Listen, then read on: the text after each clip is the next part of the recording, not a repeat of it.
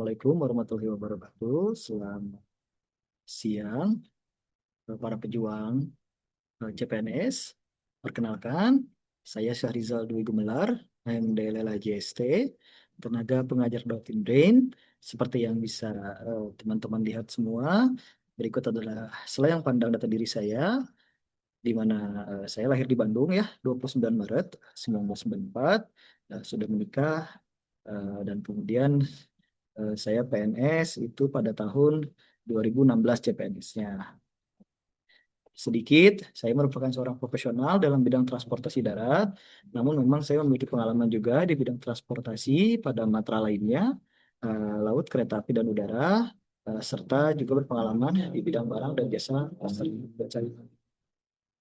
Untuk pendidikan, saya menempuh D3 lalu lintas angkutan jalan di Sekolah Tinggi Transportasi Darat dari tahun 2011 sampai dengan 2014 selama 3 tahun tentunya.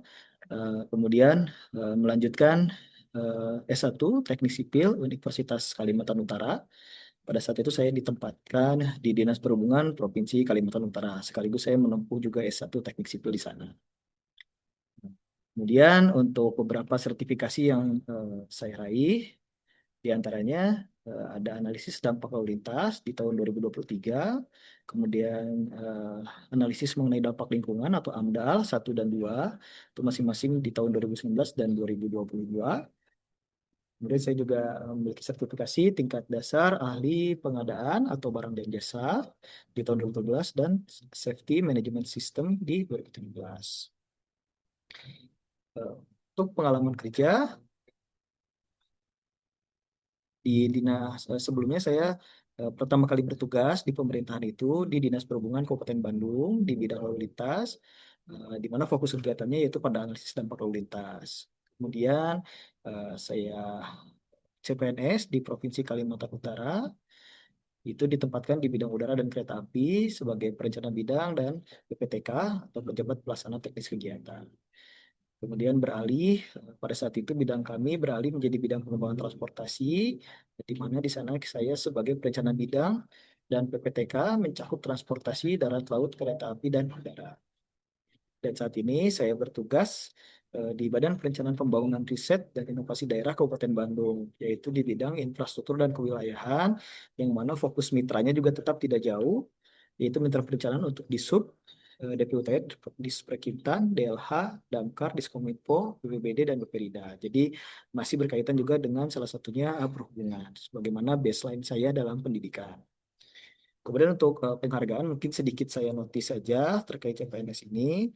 Alhamdulillah saya pernah meraih prestasi istimewa peringkat 1 CPNS pada saat itu 2017 di BPSDM Provinsi Kalimantan Selatan. Mungkin demikian perkenalan dari saya. Terima kasih. Assalamualaikum warahmatullahi wabarakatuh.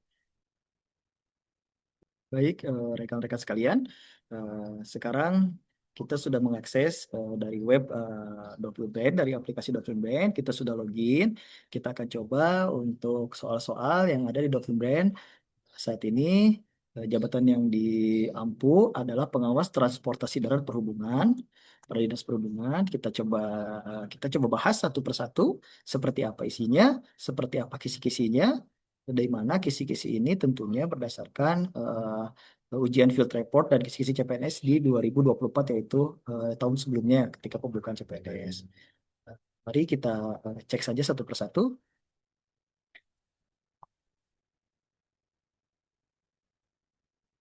Nah, di sini ada apa yang dimaksud dengan mitigasi permasalahan transportasi adalah A. Pencegahan, B. Pembiaran, C. Penundaan, D. Penambahan, E. Pemborosan. Ini ini semacam permainan kata ya rekan-rekan. Di sini ada mitigasi permasalahan. Mungkin base-nya kita seperti yang tadi saya sampaikan, bisa juga ini eh, penyamaan makna dengan beberapa pilihan ganda mana yang paling sesuai dengan konteks mitigasi permasalahan. Baik, silakan dijawab. Oke, rekan-rekan saya lanjut. Peningkatan jumlah penduduk berimplikasi pada, ini kaitannya dengan jumlah penduduk yang meningkat. Apa sih yang menjadi berimplikasi pada transportasi? Di sini ada lima pilihan di mana A, menurunnya kebutuhan kerja, B, berkurangnya sarana transportasi, C, meningkatnya perjalanan, D, hilangnya mobilitas, E, berkurangnya aktivitas sosial. Untuk pertanyaan seperti ini, sekali lagi rekan-rekan, bahwasanya rekan-rekan di sini sedang mengambil atau mencoba untuk tes pada jabatan pengawas transportasi darat. Tentunya peningkatan jumlah penduduk ini juga harus dikaitkan dengan transportasi darat. Silahkan dari lima pilihan ini mana yang paling sesuai dengan konteks tadi. Baik, terima kasih. Saya lanjut. Di soal selanjutnya, salah satu dampak transportasi terhadap lingkungan adalah di sini A, mengurangi emisi, B, menyumbang polusi udara, C, menambah ruang hijau, D, mengurangi konsumsi energi, E, menghasilkan energi terbarukan. Nah, ini berarti salah satu dampak. Kalau dampak tentunya itu bisa positif, bisa negatif. Tapi konteks di sini karena dalam dampak transportasi terhadap lingkungan, mungkin rekan-rekan bisa mengira ya, ini arahnya kemana ya. Coba dijawab dahulu, nanti kita akan bahas. Baik, saya lanjut ke soal selanjutnya. Oke, di sini tujuan utama pengembangan transportasi darat ramah lingkungan. Nah, jadi konteksnya ini adalah transportasi darat ramah lingkungan ya, sama seperti soal yang sebelumnya. Di mana tujuan utamanya sih apa itu? Ada lima pilihan ganda, di mana A, meningkatkan kenyamanan pengguna jalan, B, meningkatkan jumlah kendaraan listrik di jalan, C, mengurangi biaya operasional transportasi, D, mengurangi emisi gas rumah kaca dan polusi udara, E, mengurangi penggunaan kendaraan pribadi. Ya, sekali lagi rekan-rekan coba dibaca baik-baik dari soalnya. Mana dari jawaban-jawaban ini yang mungkin paling sesuai? Karena mungkin ada beberapa yang sesuai, tapi mana yang paling sesuai dengan penerjemahan terhadap tujuan utama pengembangan transportasi darat ramah lingkungan. Silahkan rekan-rekan. Baik, jika sudah, saya lanjut. Oke, di sini kita masuk ke opsi ya, opsi kendaraan, di mana kendaraan listrik saat ini tentunya menjadi opsi yang disebut ramah lingkungan.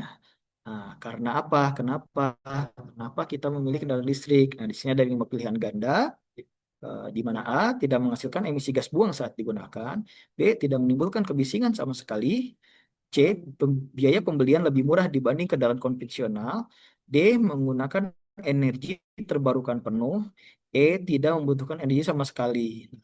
Seperti ini, kaitkan lagi dengan konteks pertanyaan kendaraan listrik, kemudian konteksnya adalah ramah lingkungan. Yang mana yang paling sesuai? Silahkan rekan-rekan coba jawab terlebih dahulu. Baik, terima kasih. Kita akan lanjut.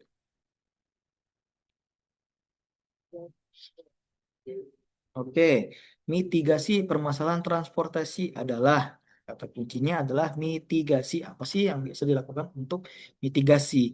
Tentunya mitigasi adalah langkah untuk mengurangi permasalahan transportasi atau pencegahan. Nah, pembiaran tidak mungkin ya, penundaan tidak, penambahan bukan, pemborosan jauh ya dari pemborosan. Mitigasi tentunya adalah pencegahan untuk permasalahan transportasi. Oke, saya lanjut.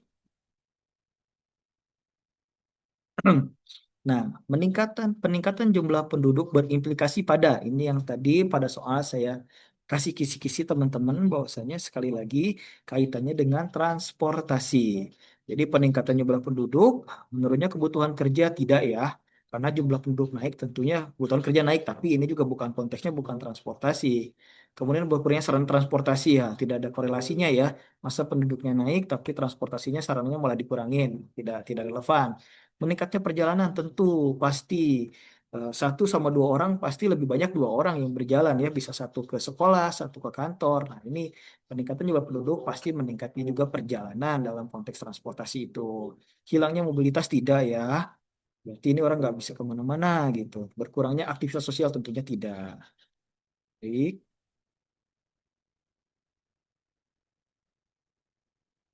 selanjutnya soal nomor 18. Salah satu dampak transportasi terhadap lingkungan adalah mengurangi emisi. Nah, ini hati-hati ya rekan-rekan di sini dampak transportasi terhadap lingkungan. Nah, mengurangi emisi sepertinya tidak ya, karena tentunya dengan adanya transportasi malah menambah emisi. Dengan apa? Yang tadi jawabannya adalah B, menyumbang polusi udara. Menambah ruang hijau, ini kan bukan menambah pohon ya teman-teman ya, tentunya tidak menambah ruang hijau. Mengurangi konsumsi energi, oh bahkan transportasi membutuhkan energi menghasilkan energi terbarukan. Nah, itu bukan dari output dari transportasi ya. Tentunya untuk dampaknya di sini adalah dampak negatif berarti ya yang paling sesuai. Oke, selanjutnya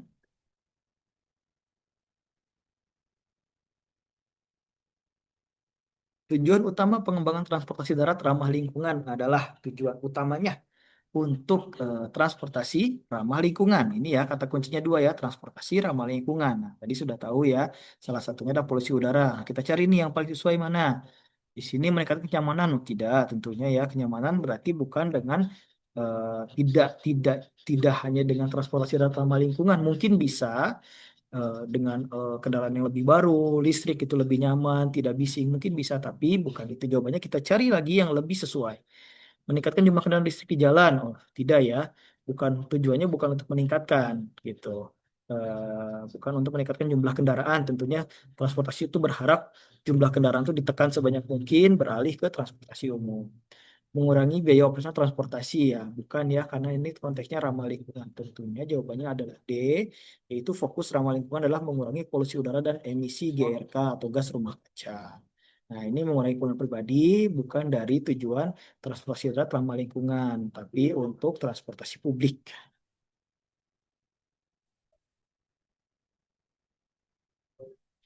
Baik, lanjut.